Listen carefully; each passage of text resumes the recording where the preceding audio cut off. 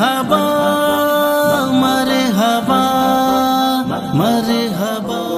मिनश शैतानिर रजीम बिस्मिल्लाहिर रहमानिर रहीम हुवल्लज़ी बअस fill उम्मिय्यीन Rasulan मिनहुम यतलू अलैहिम आयातिही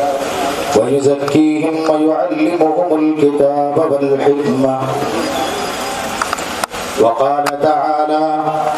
والله أخرجكم من بطون أمهاتكم لا تعلمون شيئا فجعل لكم السمع والأبصار والأفئدة لعلكم تشكرون صدق الله مولانا العظيم بزرگوں دوستوں عزیز ساتھیوں وقت کا خیال رکھتے ہوئے مختصراً کچھ آپ سے عرض کرنا ہے ہم حس کی وجہ سے بہت ساری چیزوں کو یہ ایسے ہی ہے جیسے جانوروں کو اللہ نے حس عطا فرمایا اسی طرح پیدائش کے ساتھ انسانوں کو بھی حس عطا کی گئی تھی اس جاننے کے لیے اللہ رب العزت والجلال نے ہمیں اور آپ کو کچھ چیزیں عطا کی ان میں پہلی چیز جس کا تذکرہ آیا فجعل لکم السمع سننے کے لیے کان عطا کیے گئے تو پہلے کلمات اذان کانوں میں سنائی گئی اور کلمات تکبیر کانوں میں پہنچا دی گئی جب دیکھنے کے لیے آنکھیں عطا کی گئیں تو کائنات عرضی کو دکھا کر اللہ رب العزت والجلال کی شان اور اس کی قدرت کا مظاہرہ کروا کر کے اس کی وحدانیت کی دعوت دے دی گئی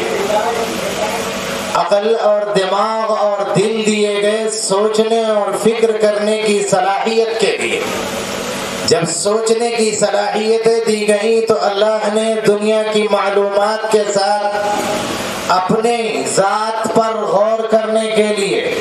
ان معلومات یا مخلوقات موجودات پر نظر ڈال کر کے اس کے خالق پر غور و فکر کر کے سمجھنا ہے لیکن نرا آزاد زندگی گزارنے کے لیے نہیں کہا گیا بلکہ اس کے ساتھ ساتھ یہ بھی بتایا گیا وَالَّذِي بَعَثَ فِي الْأُمِّيِّينَ رَسُولًا اللہ نے امیین ان پڑھوں اور ناواقف لوگوں کے درمیان رسول بھیجا اپنا رسول بھیجا کیوں يعلمهم الكتاب والحکمہ تاکہ وہ کتاب اللہ اور حکمت کی تعلیم دے کتاب اللہ کی تعلیم اور حکمت کی تعلیم جہاں ہوگی اس کا تعلق اللہ اور اس کے رسول سے جڑا ہوا ہوگا اور انسان کو بنیادی طور پر یہ ذہن میں رکھنا چاہیے جس چیز کی نسبت اللہ رب العزت والجلال کی طرف ہو نبی آخر الزمان حضرت محمد مصطفیٰ صلی اللہ علیہ وسلم کی طرف ہو اس کا مقام اعلیٰ اور ارفع اور بلند ہو جاتا ہے اب آپ اس کو اندازہ کرنے کے لیے سمجھنے کے لیے اتنا سوچیں مکانات دنیا میں بہت سے بنتے ہیں بنائے جاتے ہیں وہی اینٹ اور گارے لگائے جاتے ہیں جو مساجد میں لگائے جاتے ہیں جو مساجد میں اینٹ گارے استعمال کیے گئے وہی اپنے مکانات میں استعمال کیے گئے لیکن کیا وجہ ہے مسجدوں کی نسبت اللہ کی طرف ہونے کی وجہ سے لوگوں کو کہہ دیا گیا دنیاوی اور فضول باتیں یہاں مت کرو یہاں آؤ تو صرف اللہ کا ذکر کرو صرف اللہ کی بندگی کرو وَأَنَّ الْمَسَاجِدَ لِلَّهِ فَلَا تَدْعُوا مَعَ اللَّهِ أَحَدًا مسجد اللہ کا گھر ہے وہاں اللہ کے علاوہ کسی اور کی پکار نہیں ہوگی انما یعمر مساجد اللہ مسجدیں جو تعمیر کی جاتی ہیں اللہ کی گھر کی وہ اس لیے تعمیر کی جاتی ہیں کہ وہاں ذکر الہی ہو اللہ کا ذکر ہو اسی اینٹ گارے سے آپ نے مسجد بھی بنائی جس سے اپنے بڑے بڑے محل تیار کرتے ہیں لیکن ان محلوں کی نسبت انسان کی طرف ہے اس لیے وہاں بہت ساری چیزیں جائز ہیں جو مسجدوں میں کرنے کی اجازت نہیں ناجائز وہاں نہیں کر سکتے حالانکہ جائز کام ہے انہیں اپنے گھروں میں کرنے کی اجازت ہے، لیکن آپ کو مسجد میں کرنے کی اجازت نہیں دی گئی، چونکہ اس کی نسبت اللہ رب العزت والجلال کی طرف ہے۔ اسی طریقے سے کسی اور کے سلسلے میں بات کرنا ہو، بات کرنے میں آزادی ہوتی ہے، لیکن جہاں نسبت ہوتی ہے رسول اللہ کی طرف، وہاں آزادی باقی نہیں رہتی کہ آپ جو من میں آئے ان کی طرف بول دیں ان کے بارے میں۔ صحابی رسول ہمارے اور آپ کے بھی ساتھی ہیں، ان کے بارے میں ہم جو چاہیں کہہ سکتے ہیں، لیکن صحابی رسول جن کی نسبت رسول کی صحبت کے ساتھ ہو گئی ہے، ان کے بارے میں زبان کو حرکت دینے سے روک دیا گیا اور فرما دیا گیا جو بھی نبی اللہ کے رسول کے ان صحابہ کے سلسلے میں کچھ باتیں کرے، اس کے بارے میں حکم دیا گیا علماء کو فَلِلْعَالِمِ أَن يُظْهِرَ عِلْمَهُ،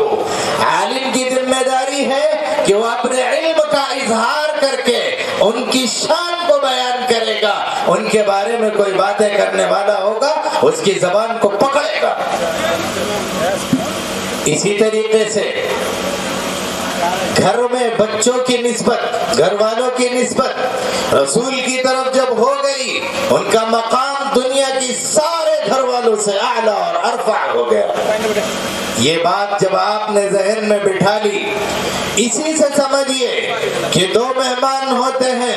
ایک مہمان ہوتے ہیں ضیوف الرحمن اور حاجی ہوتے ہیں۔ حاجیوں کے لیے مختلف قسم کے احکامات بیان کیے گئے اور ان کے سلسلے میں لوگوں کو کہا گیا کہ ان کی تعظیم اور تکریم کریے۔ ارے چھوڑیے، حاجی جس ہدی کو استعمال کرتا ہے اللہ کے نام پر قربانی کے لیے، اسے تکلیف پہنچانے کی اجازت نہیں دی گئی، اس کے تھن سے دودھ نکالنے کی اجازت نہیں دی گئی، اسے کسی طرح سے تکلیف پہنچانے کی اجازت نہیں۔ دوسرا جانور ہو اسے آپ ہانک سکتے ہیں، مار سکتے ہیں، لیکن ہدی کو آپ تکلیف نہیں پہنچا سکتے۔ کیوں؟ اس لیے کہ وہ نسبت جو حاصل ہو رہی ہے، ضیوف الرحمن اللہ کے وہ بندے جو مہمان ہیں اللہ کے، جو اس کو اللہ کی بارگاہ میں پیش کرنے کے لیے لے کر جا رہے ہیں، وہ خالص اللہ کے لیے بن گئے، انہیں تکلیف نہیں پہنچا سکتے۔ تو جو ضیوف الرحمن ہے خود حاجی، ان کے بارے میں کیا کر سکتے؟ انہیں بھی کچھ نہیں کہہ سکتے۔ یہی حال ان مہمانوں کا بھی ہوگا جن کی نسبت مہمانان رسول بن کرتے ہیں، جو رسول اللہ کے مہمان قرار دیے جاتے ہیں۔ رسول کا مہمان کون ہے؟ جو رسول کی تعلیمات کو حاصل کرنے کے لیے اپنے آپ کو محصور کر کے رسول کی وراثت کو اپنے سینے میں سمونا چاہتا ہے، اس کو مہمان رسول کہا جاتا ہے۔ کیوں؟ اس لیے کہ رسول انبیاء کرام وراثت میں کوئی مال نہیں چھوڑتے، وَإِنَّمَا وَرَّثُوا الْعِلْمَ، وہ وارث بناتے ہیں تو کس کا؟ علم کا۔ فَمَنْ أَخَذَهُ أَخَذَ بِحَظٍّ وَافِرٍ، جو اسے حاصل کرتا ہے وہ بڑا حصہ حاصل کرتا ہے۔ وہ بڑا حصہ کیسے ہے؟ کسی نے ایک ہی آیت یاد کیا، ایک ہی لفظ یاد کیا، ایک ہی مسئلہ اپنے ذہن میں بٹھایا، پھر بھی کہا جا رہا ہے کہ بڑا حصہ حاصل کیا۔ اس لیے کہ دنیا وما فیہا، جو کچھ دنیا اور آسمان میں، اس کائنات میں، زمین و آسمان کے اندر جو کچھ بھی ہے، اس کے مقابلے میں کوئی حیثیت نہیں رکھتے۔ اس لیے کہا گیا کہ وہ بہت بڑا حصہ حاصل کرتا ہے۔ میرے بزرگوں، مجھے بتانا مقصود یہ ہے کہ ان کا مقام اور مرتبہ ہمارے ذہنوں میں بیٹھا ہوا ہونا چاہیے، ہمارے دل و دماغ میں ہونا چاہیے۔ ہمیں معلوم ہونا چاہیے کہ ہمارے رسول کے مہمان ہیں، ان مہمانوں کی عزت اور ان کی تکریم کرنا چاہیے۔ یہ تو ان کا حال ہوگا جو مہمان رسول ہیں، لیکن جو مہمان رسول کے لیے 24 گھنٹے ہر قسم کی محنت انجام دے رہے ہیں، ان کا مقام کتنا بلند ہوگا۔ وہ چہار دیواری جو انہی کے لیے مختص کر دی گئی، خاص کر دی گئی مہمان رسول کے لیے، اس کا مقام بھی بلند ہونا چاہیے۔ چاہیے، اس کی بھی عزت اور تکریم لوگوں کے دل و دماغ میں بیٹھنی چاہیے، اپنے سینوں میں بسانا چاہیے۔ میرے بھائیوں، یہ میں نے اشارتاً 2-4 باتیں کہی، حقیقت میں مجھے آیت کریمہ سمجھانا تھا، میں صرف نسبت کے تعلق سے بتاتے ہوئے آپ کو بتایا کہ جب نسبت ہو جاتی ہے تو اس کا مقام بلند بھی جتلا ہے۔ میرے بھائیوں، رسول کی ذمہ داری کیا ہے؟ یعلمہم الکتاب، تعلیم کتاب کرے۔ تعلیم کتاب کے لیے